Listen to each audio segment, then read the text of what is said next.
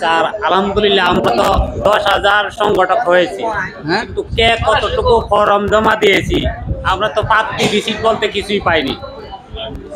আমরা যে 10,000 সংগঠক হয়েছি আমরা তো ফর্ম জমা দিছি, কিন্তু এই যে ফর্ম আমি জমা দিলাম এটার জন্য প্রাপ্তি রিসিট তো আমি কিছু পাইনি। আমি কি নিয়ে আপনার সামনে দাঁড়াবো?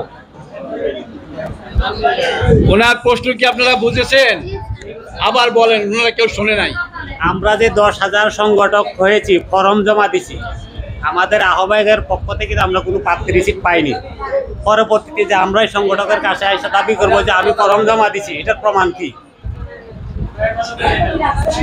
আমার আপনি প্রশ্ন করেছেন, এই প্রশ্নের উত্তর আপনাদের কাছেই আছে।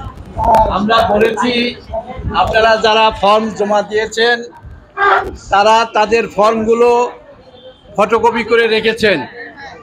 তো আপনারা জমা দিয়েছেন আমাদের কাছে, তার ফটোকপি কিন্তু প্রত্যেকেই সংরক্ষণে রেখেছেন।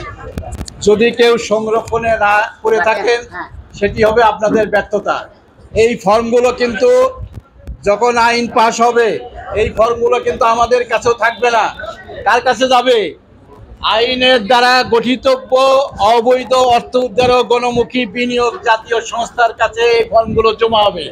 তখন আপনারা যে ফটোকপিগুলো রেখেছেন ওই ফটোকপির মধ্য থেকেই আপনাদেরকে বাছাই করে কাকে আগে দেওয়া যাবে, কাকে প্রথম কিস্তিতে দেবেন, এই ঋণ প্রস্তাবগুলো কিন্তু আপনাদের কি করতে হবে।